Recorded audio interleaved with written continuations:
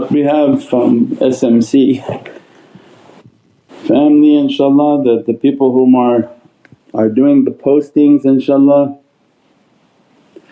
we need people to do more reels. You know that the technology keeps advancing and the images are nice, but we need to post reels, we need our Instagram to post more reels. And the people whom are now professionals at these AI imaging, that if you can take your skill up to the next level and keep pushing out reels. The 30-second, 60-second reels, they have the greatest response, and this is the technology that they want to push. When we post a single image on Instagram, they don't move it as such as a reel would move. So inshaAllah for our people out there that mashaAllah doing such great work, if we can now become extremely proficient in posting reels inshaAllah, that would be a great service. And Allah give everybody a tremendous himmah in Ramadan, and that to make Prophet happy and to draw near into this immense ocean of rahmah and mercy. Anyone whom has loved ones and concerned about their loved ones and people whom they care about, be an ambassador of love. Do all that you do and all your service and khidmat and everything that you do it as an ambassador for the intercession of loved ones. That the more we do, the more goes into their accounts. People strive in dunya to make their accounts big so that they can leave something for their loved ones. But the greatest gift that we can leave for whom we love is a connection to the heavenly accounts, in which Prophet is happy and takes our case to Allah, and the ajr and the reward of that servant is distributed to all his loved ones and to their souls and to their blessings. This is the greatest gift that we can give to those whom we love, inshaAllah.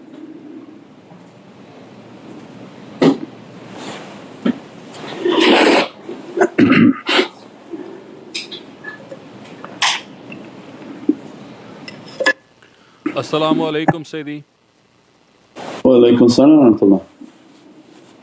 Does fasting with the 5 senses help in opening the levels of the heart?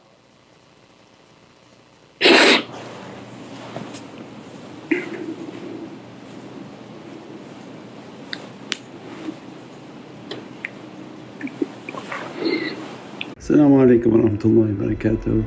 This is Shaykh Nurjan. Thank you for watching the video that you're watching. InshaAllah if you're happy with the content and happy with these programs, please support the button below, the programs that we have for our orphanage repairs, our water well, Give the Gift of Life, our mobile food vans. We have now 5 vans, Vancouver, Chicago, Los Angeles, Pakistan. There's many programs that reach thousands of people and rescue foods and give those supplies to people in need. Your support is greatly appreciated. Also be so kind as to leave loving comments and please share the stream, every bit counts. As-salaamu alaykum wa rahmatullahi wa barakatuh.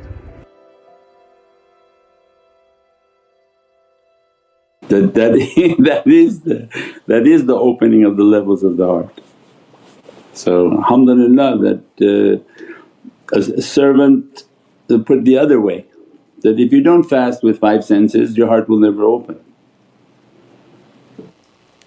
So we have the law of opposites, and most of the time if not all of the time, the law of opposites gives us common sense. So hadith also many times fits into the same understanding. You be with whom you love, then the law of opposite is whom you love will be with you. So all these actions, when we say, will it open the heart? Put it the other way, if you don't do them would your heart open? No. How can someone enter Ramadan but he won't be muttaqeen? And that's what we started last night, again the depth of these words from the heart of awliyaullah, not ourselves, we're a donkey. But their heart and what they inspire is we have to also continuously contemplate. When they're saying that the Qur'an is beginning with an encrypted code, forget about Fatiha, they don't even understand Surah Fatiha, which is the reality of Prophet and liwal hamd, the flag of praise. Then you go to Alif Lam Mim. You know, like now everybody has an encryption code. Now only now we start to understand, and they give you a wallet and they say, this is your seed phrase, don't you forget this seed phrase, right? Because if you forget it you lost your wallet. But if you know your seed phrase, wherever you go you put it in and your wallet will open. Muqatta'at are the seed phrases that Allah gave to you on the day that He created your reality. So it's Alif Lam Mim is the encryption within the heart of muttaqeen. If someone says, I don't know it, nobody knows it, no, because they're giving away the fact that they're not muttaqeen. Because we started before, the people of tafakkur, none will know it except the people of tafakkur. So then law of opposites is then none will know it except the people of tafakkur, so then the people of tafakkur must be exceptional because none will know it except them. So as a result they must be exceptional, not the mass but the minority. So Qur'an is opening with an encryption code, telling you what? That 99% then are reading not knowing the encryption code, so that they really open the Qur'an. Just the beginning, we didn't have to go even into the middle. If they didn't open the beginning and they didn't have the code for Alif Lam Mim, what opened for them? No. Why Allah put it right at the beginning, Alif Lam Mim dhalikal kitab, and then swears by the kitab, and then awliyaullah come in to teach. What is Allah's kitab? We said before, it's Prophet walking book of Allah. Verily Prophet there's no crookedness. So it means that Prophet is going to be our key into every reality, hudan al-muttaqeen. This book is only a guidance for muttaqeen, everyone else they're reading Furqan. Right and wrong, they write thousands of volumes of books from these oceans of realities, but it's only going to be hudan for the muttaqeen. These are Allah's words, not my words. So the system they give to us, all of it has to be applicable and all of it has to be implemented. So people just want to fast with their mouth, they just achieve hunger. Does the realities of Ramadan open? Certain ones, barakah, no doubt, but when the servant wants to receive from hudan al-muttaqeen, means the guidance of the servants of certainty, then they take the way of certainty and the teachers of certainty and realize that, no, all my senses have to be fasting. And no doubt that if my senses are fasting, this is now the opening of the heart. How could the heart open if my ears are dirty? How could my heart open if my eyes are dirty? How could the heart open if my breath is dirty? My sense of touch is dirty. So all of the senses give us our perception. If the sense is off, the perceptions are tainted. That's when somebody trying to argue with you in an English tafsir. It's like, what? Your perception is off, you're talking about words that were not correctly understood. So if the perception of hearing and seeing of somebody is off, what you're arguing with? That's why Sufis there's no argument. People say, why Sufis they don't go to the park and do the boxing match with everybody? Because the people are retarded. You're going to go to the park and say what? All their senses are off, they don't hear the reality, they don't see the reality, they don't understand the reality. What you going to go and to talk about in a park and yell and scream? But amongst the muttaqeen there's no argument, everyone sits and absorbs realities. So this is the immense haqqaiqs of tariqas and connections to the heart of Sayyidina Muhammad Sallallahu.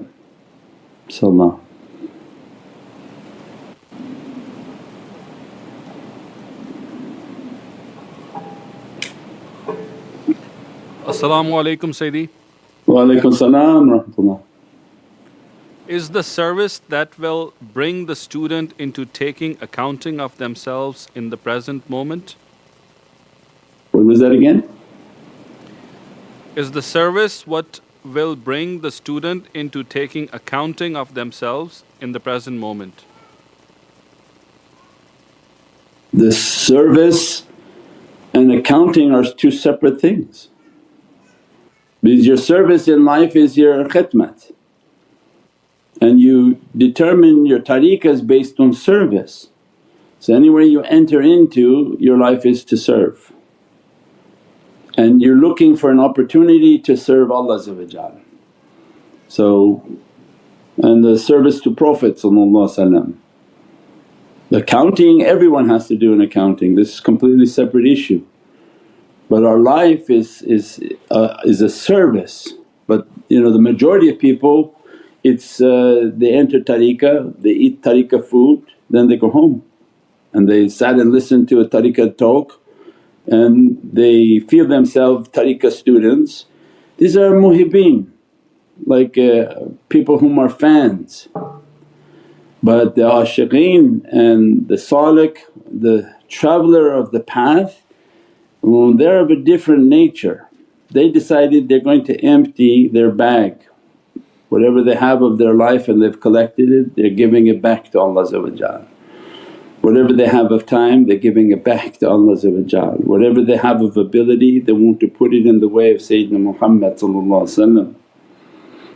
this is different, these are people whom serve. If they have a few minutes they'll clean something, if they do something they want to do something to be continuously recognized by Prophet. And that is hard in life, but if you find an opportunity then these muttaqeen they take it, they find that opportunity and they serve. So imagine now how you're going to find the awliya and serve them. Then they created for us a virtual internet zawiyah, because before you have to go all the way to their orange grove and go out onto their farms, because they'll be far away for thousands of people to visit. But can you imagine you go to visit awliya and you don't do anything? It'll be written for you did nothing. You ate the food, you came and you left, that's it. You didn't figure there was an opportunity to serve, to help, to contribute. So these are different types of people, and the ones whom understood, they understood, and then Allah's rahmah and mercy opened for them a virtual zawiyah. Now you can interact with the shaykh wherever you are. Through the charities you can interact wherever you are. All over the world people are donating, supporting. This is a big khidmat. Why? Because now you see how many trucks are out there, how many hundreds of thousands of pounds of food have been delivered. Now they take the articles, post them. Now look at all the hundreds of Muhammadan way pages are, so this is khidmat, this is service. Instead of one zawiyah that everybody has to go to, the zawiyah is like blockchain now, it's everywhere, it's all over the internet. Nobody has to be centralized in one place, one location. Everybody has the ability to serve to their level of service. What could be easier? Imagine if somebody say, oh I don't have the money to come and travel to you, spend thousands. You know how much we spent to go all the way to Turkey? We took 15 people, spent $70,000 in tickets and everything. People don't have that. So how are they all going to travel to do that? Then Allah made it so easy, wherever you are use your finger and click a button. and share the article, share the charity, click on support the charity. All of this is a khidmat. Their life is now serving, serving, serving. As a result of their service they're now in the game. They're being tested, they're being of service. Now their khuluq is the most important part of the test. And that's what we're trying to clarify is people still think the shaykh will ask me to sit and meditate on Surah Yasin so that my heart can open. No, actually the test is your khidmat and they want to see how bad your character is. Why they would want to open for the secrets of Surah Yasin on a person whom if one little agitation I'm extremely angry. Oh, this is still like a wild dog. Would you open realities onto the heart of a wild dog? No, this is not a place for dogs. Dog for us is najas. Worse is a man who's a dog that bark at you, yell at you, try to even bite you. He's got too much dog in him and the dog has to be brought down. So no, it doesn't work that way. This should make common sense for people. My service is how they're going to judge me. So you saw Karate Kid? Up, down, up. Even when they would do mopping the shaykh will come and say, you're mopping wrong. So, no I'm not. I said, if I say it's wrong, it's wrong. Because they want to see now you're barking and people still don't get it, they just don't get it. They want to see how much dog is in you. If the wildness is there, there's no haqqaiq you're going to put on this wildness, and in reality you put on this wildness they're going to go and attack and bite everyone. So it should be very commonsensical. My khidmat opens rahmat. Why? What is open rahmah? Means you have now the nazar of Prophet. What is the rahmah of Allah? This expression of khidmat opens rahmat is what? Is that as soon as you serve the nation Prophet's nazar is upon you. That's the most beatific goal that anyone can achieve. Now he's looking at your character. When you give out food and somebody angry, and then we went on in our early 35 years we're doing this, so we went on one of the trips with one of the shaykhs in training and always had a very aggressive character, and we were walking down and a crazy man started to come all around him, hey, hey, hey, hey, hey, hey, hey, hey, and then he was just bothering him, walking around him, walking around him, walking around him, until finally he smacked him, get out of here. And and in my heart I was, oh my God, this was a big boo-boo. You feel like you want to put your turban over your head that how you could do like that. This was not a normal person coming and doing this in front of you. And it's just astonishing that you're going out to represent the shaykh and you don't think all the shaykhs are watching you in your representation, and this individual is not somebody normal. That this is something being sent by them, you avoid it, you walk away from it, give few dollars in change maybe to deflect it. But the last thing you want to do is show that type of aggression. That's not being a shaykh, that's not even the shaykh in training, there's not even a student or a murid. So our life was about khidmat and how you're going to do your khidmat. Now if people who tune in and don't know our lives, then they don't know our lives. We would travel with Mawlana and he would say, carry the bags. I don't care who your father is and who you think you are. So we walk around the airport carrying the bags. You enter into a new city and people don't know the tariqah, they don't know who you are, who your family is. They just see the Mawlana and they see the bag boy. And then they put you in the far bus that bring the bags, bring his bag, bring his bag, and you're like the luggage boy. You carry the luggage here, you carry the luggage there, and you do all these things. You go to a place and put you on a table, then they take you off the table, they say, sit in the back here, go over there, sit on the floor over there. So your life was always about being humiliated. Get in the picture. One time they were taking a picture and then everybody got into the picture, excited to take a picture, and the people turned around and said, get out of the picture, get out of the picture, this has to be with just Mawlana. And you clearly put your head down in shame, you take your walk of shame and walk away and get out of the picture. And this was years and years and years of this type of character and testing. Put you in an office place, they think the Zawiya is tough, put you in an office place where 4 people were continuously insulting you with bad words and say horrible things, bad words, you're this, you're that, you're this, and then you have to sit there saying, okay, this is my service, I'm just doing this to volunteer to help Mawlana and his internet and his works. So there was no way to complain, oh Mawlana this guy's saying like that. He would laugh, he said, oh yeah, what words he used? And they say, he did this. He would laugh, he thought it was so enjoyable that somebody was attacking and say, what did you do? I said, I stayed quiet, I said, I don't understand why this guy's like that. And they say, okay.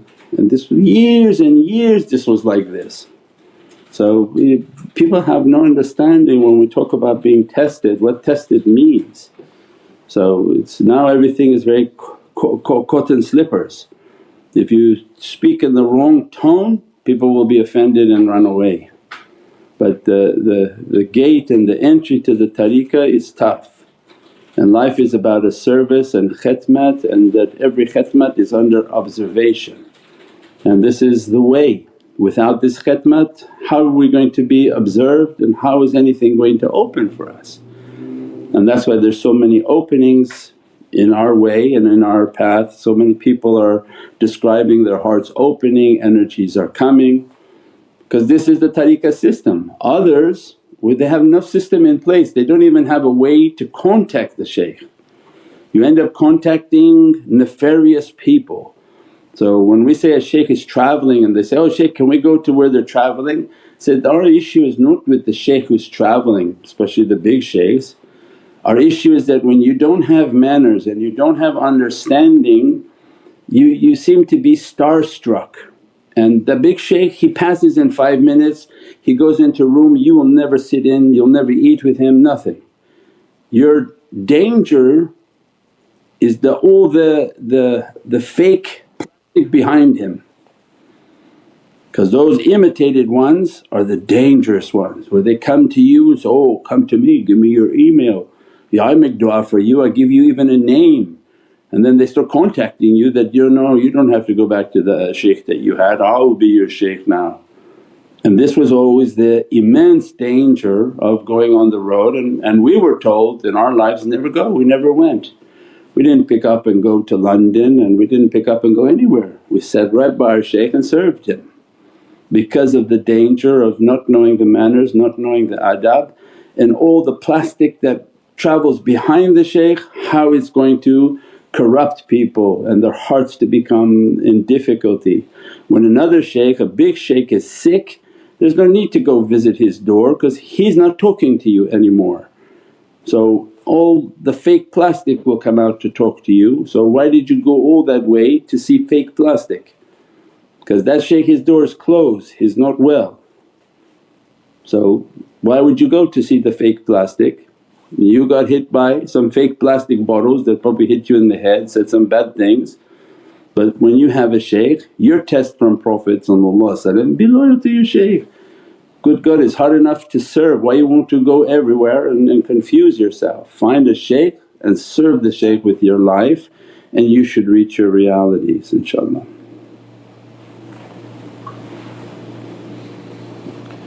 As-salamu alaykum Sayyidi. Wa alaykum salam rahmatullah.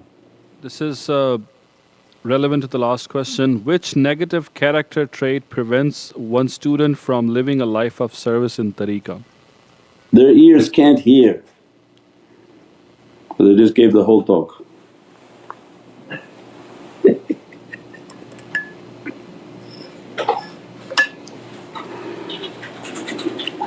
What was the character that Prophet gave for his companions? Versus all nations, our nation, the nation of Sayyidina Muhammad, its key was what?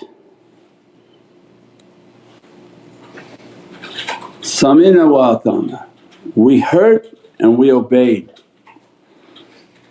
This is the rank of Sayyidina Muhammad. That's why Yasin, yaqeen as-sami. the perfection of hearing. The perfection of hearing is the heart of Qur'an, Ya and Sin, Yaqeen and As-Sami'. Prophet hears Allah with perfection, as a result speaks for Allah. There is no Prophet that hears Allah, they hear Sayyidina Muhammad. So the one whom hears speaks.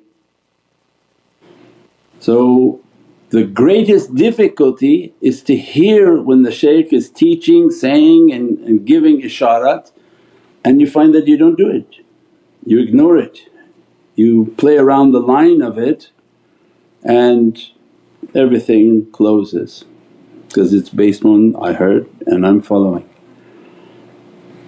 So this is the nafs will put it this way, he didn't mean that, he meant like that, yeah, oh he didn't mean us, he meant them.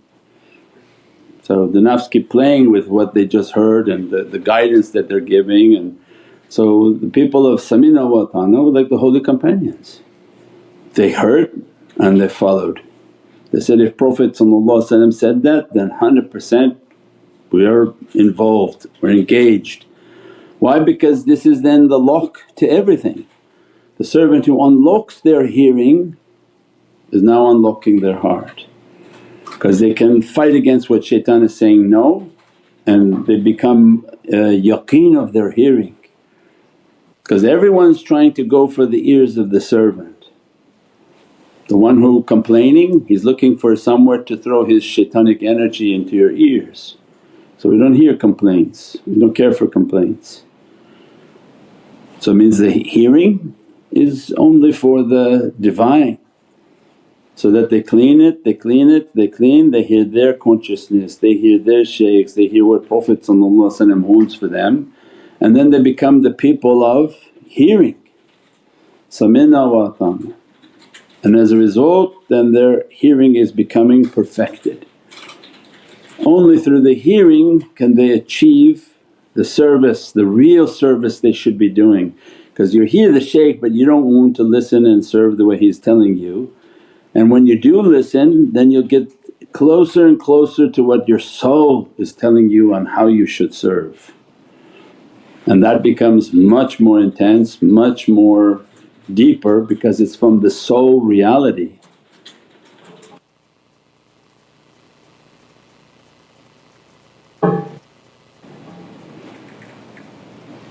So these are not something we speak and we haven't done, because people may be out there in Sufi land and the shaykh worlds, they don't understand the life of a shaykh, they don't understand our lives definitely, and everything that's been tested and everything that was done, and if explained to people they can't understand how it was done either. How you did that? So that's the way it was. So alhamdulillah. As-salamu alaykum Sayyidi. Wa alaykum salam wa rahmatullah. How can we maximize the benefits of fasting during Ramadan to attain spiritual purification? That's all we explained, Shaykh. We fast with all five senses inshaAllah. Open up the heart to attain all five senses, meditate, do your qiyam al-layl separate from your juz of Qur'an. Especially if you're not an Arab and not understanding Arabic fluently, that you want to read the Qur'an. So the juz of Qur'an that you're reading every day and every night is that read it with a consciousness, with your meditation. Do your qiyam al-layl like it's a meditation, pray your 20 rakahs with short surahs, 2 verses are minimum, or a short surah like Surah Al-Ikhlas inshaAllah. And you meditate as you're praying and feeling the oceans of power. This is the nights in which Allah's dressing oceans of power and qudra. So we described that the night before. It's a process of the meditation and to maximize the energy. When you break your fast, don't eat too much. If you fill your stomach up, the prayers will be very heavy. Try to do all the prayers and everything, and at the end for your suhoor then you can eat a jolly meal and be happy. And try to keep the stomach somewhat light, during your iftar, during your Qiyam al-Layl inshaAllah, so that you can feel the energy. If the stomach's full then you don't feel the energies inshaAllah.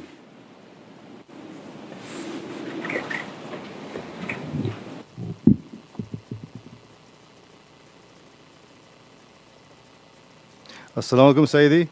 Walaykum salam wa rahmatullah.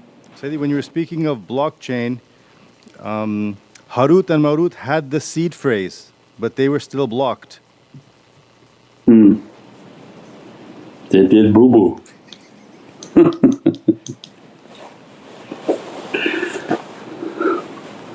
Bi-idhnillah, that whatever you have of a phrase or word or knowledge, it's always by the permission of Allah.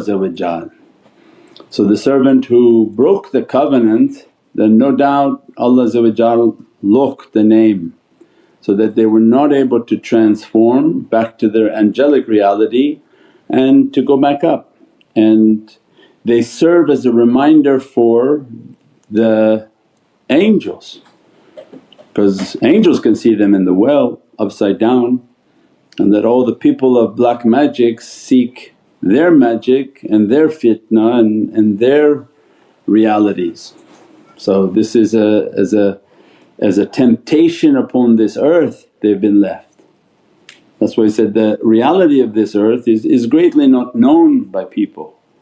They think from what they see this is the earth, but more of what you don't see is the reality of the earth. 99% of what you don't see is the reality of the earth, not the 1% you see. All the creatures, all the fitna, all the shaitans, all of these realities that are not seen, those are what affecting this earth. Sickness is not understood, energies are not understood, all of it is from the unseen world.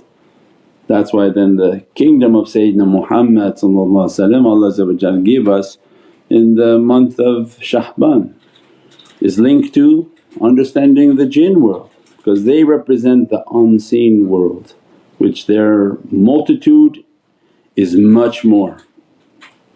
So you must understand the greater before you can understand the lesser, inshaAllah. As-salamu alaykum Sayyidi. Walaykum salam wa rahmatullah.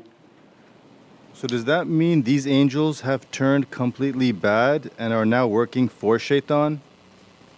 No, means they're forced to give the information and they give a disclaimer to the servant that Allah is going to punish you if you ask me a question, and they give like a disclaimer so the servant can't say, I didn't know they were angels, they told me this. So yeah, shaitan definitely is sending people there, they don't work for shaitan, they're under the punishment and azab of Allah.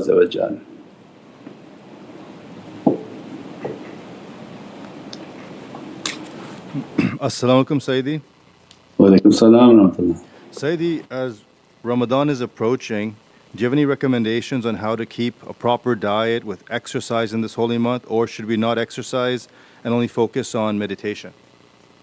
You can keep your diet, just reverse your schedule for nighttime. So people again based on their age, their health, their abilities, if young and healthy, then go about your schedule to the ability that you can. If the difficulty of thirst and blood pressure is not an issue, those whom have issues they reverse it to the night time. In the daytime they take it easy while their sugars and blood pressures are dropping, and then as soon as they eat then they have the ability to do some sort of exercise at home and some sort of activities to keep their heart and their body functioning and moving inshaAllah.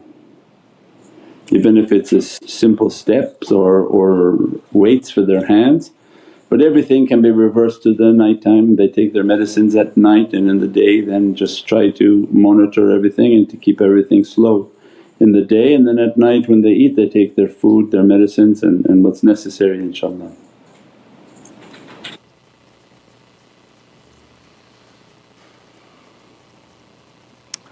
As-salamu alaykum Sayyidi. Walaykum salam wa rahmatullah. Sayyidi, how should one prepare when having a child in these challenging times? Anything special to do when the child is in the womb? No, make With lots of du'a and lots of tafakkur, that Allah provide a shield of energy and protection and closeness to Prophet, and whatever the programs and whatever is being taught is for everyone. It's not for one type of people and that pregnant people have to do something different. Whatever is being taught you have done them all. You made the connection, you did your charity, you did your muraqabah, you did all these things, so it's all the same. There's nothing different for somebody else. Everything's the same, everybody needs to connect, everybody needs to be close and strong to the presence of Sayyidina Muhammad for everything, for whatever's happening in dunya and to achieve the nearness of akhirah. So alhamdulillah. As-salamu alaykum Sayyidi. Wa alaykum salam. Sayyidi, forgive my bad adab. Sayyidi, when I'm fooled by shaitan to cut my rope from you, I get beaten or robbed or lose items. Is this a wake up call or am I locked? I don't know, unless you like being robbed and beaten then continue. Didn't know what the common sense of that one is. We say in the law of opposites. If you're an individual that likes to be beaten, cheated and stolen and hope that one day people who have no mercy will be torturing you, then continue as you're doing. But if you wish to be under the rahmah of Allah, that's what Mawlana Shaykh would say, Sultan al-Awliya, don't distance yourself from people whom know awliya, the people of good character, good manners through their actions and deeds, because nobody claims they're awliya, we're nobody, you're a donkey. But we've been trained by awliya. So keep the character of people whom are through their deeds and through their actions are trying to be good, and as a result that goodness should spread onto you. Because you at least heard, oh they said be patient, be calm, they teach you. Anybody watch our videos, what was bad said in any of them? To distance yourself. He said, had good manners, good character, do this, these are haqqaiqs, these are realities. So this is what shaitan doesn't want to hear. He wants people to separate, become bad, do whatever you want and whatever you feel you want to do in your heart. So distancing yourself from these ropes is like coming against Allah's rahmah and mercy for the servant. Allah didn't want people to live hard lives. It's shaitan that make you take your hand off the rope. And if you try to hold too many ropes you're gonna fall. But if you get one rope in life, you hold it, you tie it around you, you make a knot onto it and you hold for dear life. But if you're like Tarzan and you think this is a jungle and you're going to go from one rope, oh, and scream all the way to the next rope and next rope and next rope. What happened to Tarzan? He fell down in the jungle, because you miss one of those ropes you're going down. So these people who are like bouncing around from everywhere, literally they're like Tarzan in a jungle. This is what are these people doing like that? Take one rope, hold on to it until you've mastered all the knowledges, all its realities, and now you need a bigger rope. So I don't think that's going to happen. It's just people can't tame their wildness to ground themselves. They get to feel an uneasiness and energy that just is unsettling for them, because we said before when you come new you're like a wet wood.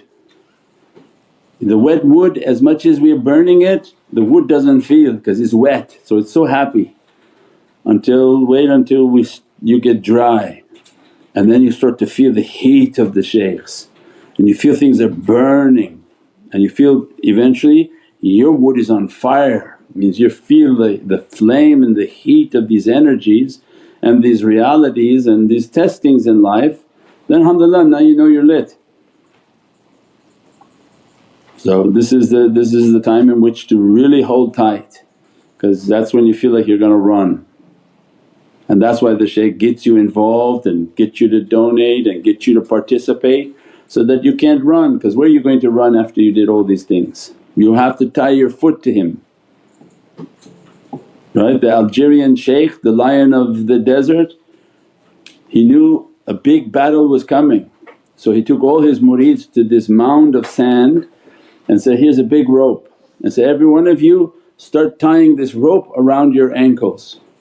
They said, oh I don't know, the shaykh is ordering, okay. So they start tying the rope on their ankles, rope on their ankles, rope on their ankles, till they had a huge line of all them tied with rope on their ankles, and the shaykh sat right there on the mound and said, just wait right here.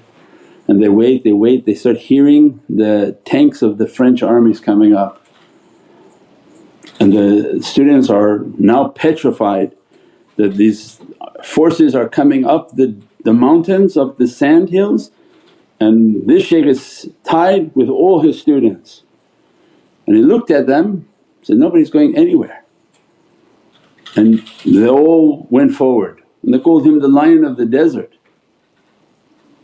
So there's a hikmah, if you don't tie your foot to the shaykh, as soon as a little bit of heat comes, what happens? You run. Where are you running to? To shaitan's hands? So tie yourself to the shaykh. That's why the hikmah and the wisdom of khidmat and service and donating, you're so into it, where are you going to go and redo this again? And this was our lives, where are we going to go? We got a big case that came in our lives, big. Immediately Mawlana ran there, took it, put it in his system. Why? Nowhere to run. They took everything and then I had to go and ask for things every month so that I couldn't run away. Otherwise if I had all of that in my life and the testing was so severe, yeah, I probably would have run away and say, this is enough, these people are, they don't know where are they going. So Allah has a system for every servant, not everybody's going to do that or understand that, but it was enough to tie my life that there was nowhere to go. So this is a big reality because we're trained like that. We train other people the same way and other people don't understand because they weren't trained at all. Many of them just took their dad's clothes and went out. But for those of us that had to actually do the tariqah, this was the system in which we were trained. The servants and those who wish to achieve, when they're contributing, they're giving, they're doing, their service is strong and strong, they're not going to leave anywhere. So their legs are now tied with the shaykh. So whatever difficulty comes they face it together. And then shaitan attacks them, they keep fighting the shaitan, fighting the shaitan. They don't shave their beard and run away. What was that? What you're going to answer on the Day of Judgment to Prophet inshaAllah.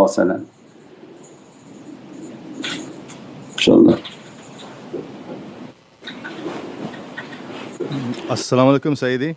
Wa alaykum salam wa rahmatullah. So regarding the topic of humiliation, does this give the students a right to humiliate other students to raise their maqam? No, those are mentally sick people that do like that. You know that if you break one person's heart, Allah will humiliate you and punish you, and that no student is to humiliate anyone. Allah has His own way of humiliating and putting people in a position of humiliation. We had such a student that would come and go to people's houses and try to ruin their property and think that he was testing people, but they got thrown out. I think they're somewhere on the East Coast now. But when somebody gets thrown out of a zawiyah, there's something they did wrong and their character was wrong, their personality was wrong. So anytime you see the exiled student, don't listen to them thinking they have something to teach you or say to you, they've been exiled from the shaykh. So keep good manners, never take the role of shaitan, there's enough shaitans for that. Take the role of Rahman to make Prophet happy with you inshaAllah. As-salamu alaykum Sayyidi. Wa alaykum salam wa rahmatullah. Sayyidi, how to stop talking like a pirate, the internal monologue of the nafs and shaitan? Make lots of salawats to sweeten your tongue. That when your tongue talks like a pirate, it needs more salawat on Prophet so that the tongue becomes sweetened with durood al-Sharif and salawat al-Nabi inshaAllah.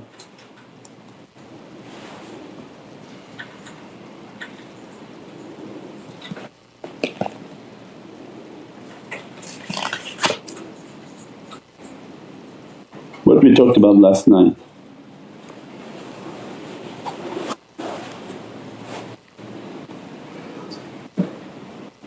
Zishan, what did we talk about last night? About the five senses and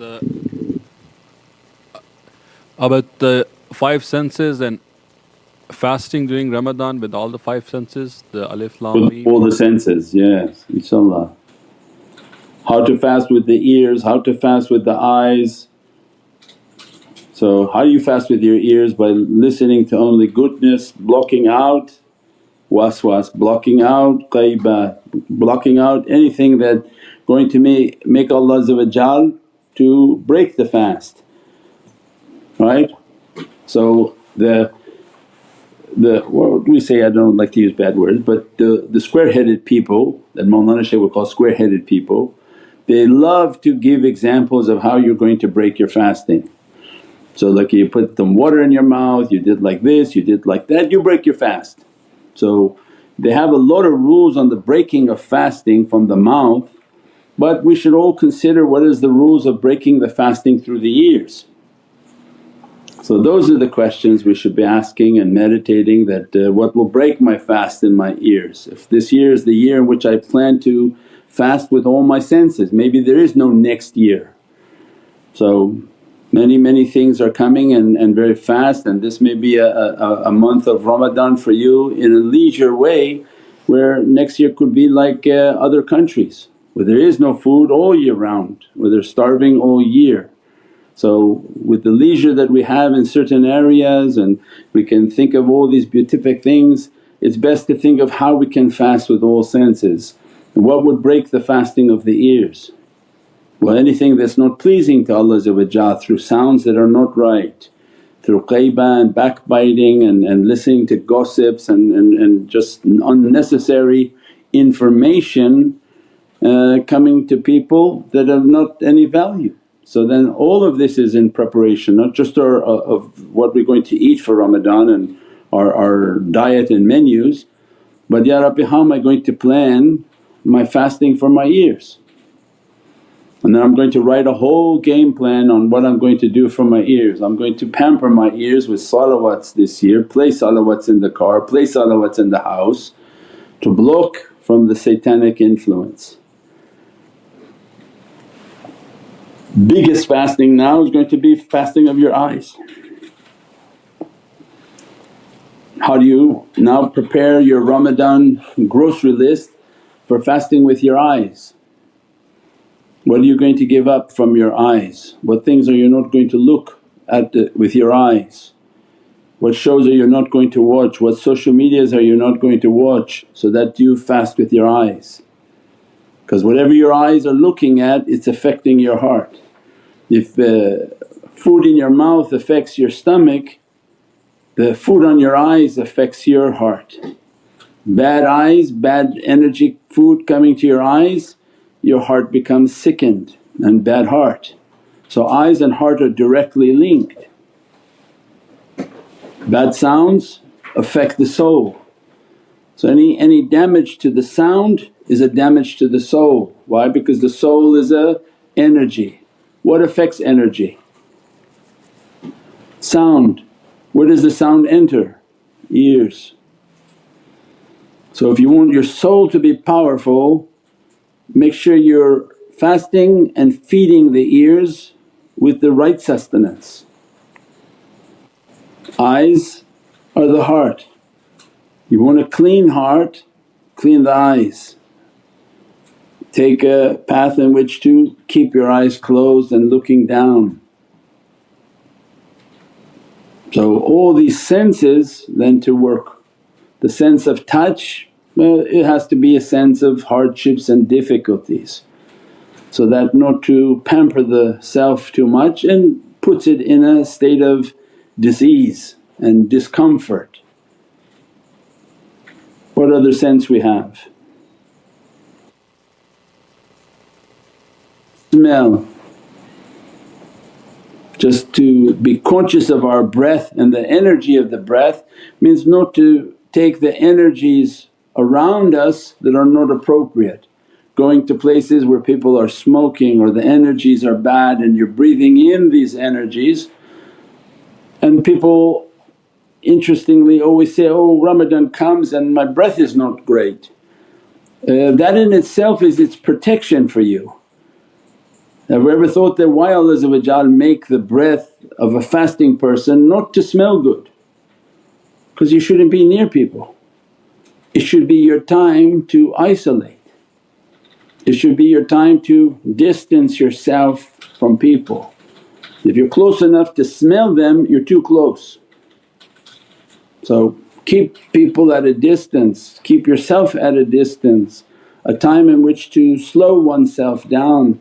Many people in the West have vacation time. When they're sincere they stack up their time for Ramadan, so that when Ramadan comes they can take off and make it like a month of seclusion. Others use their vacation time to go on vacations. And then they say, well Ramadan is so busy, oh I got my work. Yeah, because you didn't plan for your akhirah first. That for your akhirah first you think all your life, okay every year Ramadan's coming, I want to make sure I have all this time set aside for me to enjoy my Ramadan, not enjoy my vacations.